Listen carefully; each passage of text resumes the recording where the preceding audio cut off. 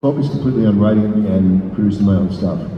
I was really just tired of the game and not really desiring to audition much anymore. And so my thing was, if I get a call from a friend, I'll work.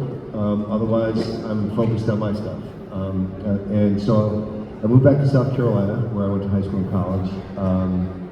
And I was just completely focused on that. And bought a house and just buried myself in my work. And I get a call from the stunt coordinator from the Rob Zombie films, and he said, "Hey, we're doing another Halloween," and I knew they were in South Carolina, but I wasn't going to reach out. I'm not going to work for anything. If it comes to me, I do it. If I don't, I don't. So he says, "Yeah, we're doing another Halloween." And I was like, "Oh man, great! You're gonna have a great time." He goes, "Yeah, well." I read the script and I had called David Gordon Green and Malcolm Cobb, and I said, whoever plays this role has to have really deep acting chops and has to be a really good stuntman, and there just aren't many of those guys around. Most people really focus on stunts or really focus on acting, and frankly, most actors are horrible stunt people, and most stunt people can act their way out of the wet paper bag. And so, but I kind of focused on both. Stella Adler was my coach. She was Marlon Brando's coach. Wow. Yeah. I had a private coach for Royal Academy of Any cinephiles and movie nerds in here know that name. Yeah, and I had a private coach for Royal Academy. There were several great coaches I had. I worked really hard at it, and then of course stunts is that's practical. Like you learn from doing high falls, you learn from doing flips and crashing cars and laying down motorcycles and all the fun stuff. I did martial arts starting from 7th grade. I boxed in college. So I had all these these skill sets. So Ron says, so David Gordon Green says to Ron, well, he's got to be 6'3", 200 pounds, and he's got to be in 60s. What do you know? And so Ron brought me in. I don't know who else they looked at that point, but I know when I went down to Charleston from Columbia, they put me on tape. I went through all the processes of movement and history and acting and my very first film, I spent a weekend in the psych ward in a lockdown with schizophrenic killers.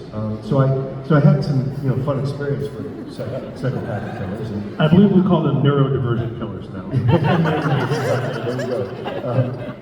And so I went down, got put on tape. I literally got out of the parking lot and got in my pickup truck, because if you live in the South, you've got to have a pickup truck. And I got a call from Los Angeles, from Blumhouse, and they said, "Are you available?" And I was like, yeah, whatever. That's the kiss of death. So I went, okay, this ain't going anywhere. I didn't even get to the freeway, and they called me back, and they said, "David wants to meet you. Can you come back?" So I guess it was a week or two later. I went back and I met Malik and Ryan Turek and all the Ryan Turek, you said. Thank you, Ryan. What up, buddy? The producer of the last 3 Halloweens, right over here in the building. So we went through the paces, and then they said, "Okay, so we're going to start in October or whatever," and then I didn't hear a freaking word, and I'm like, "Yeah, okay, this is the way this shit works, right?" So I just kept doing my stuff, and then all of a sudden I got the call, and there you have it. It was one of those things that just felt like it was meant to be. And I think the important process for me was, when I got there was a great character actor named Ted Knight, who gave me a wonderful, wonderful gift. Caddyshack, Mary Tyler Moore Show, right? I was young, hadn't even worked on one movie yet, and he said, if you want to be a great actor, learn to emulate. Emulate the bartender, emulate your mother, emulate the guy walking down the street, but don't try to walk the way they walk or talk the way they talk. Reach into their soul. If you can grab their soul, you will naturally do everything the way they do it. So what I did was, before I went down to put on tape, I watched the 78 version one time, and all I was doing was reaching into what Nick had so naturally created. And there's one scene where he's walking camera left to camera right in the backyard, and I went, I got it. I don't even know what I got, but I got it. So I never practiced the walk, I never looked in the mirror, I never, none of that.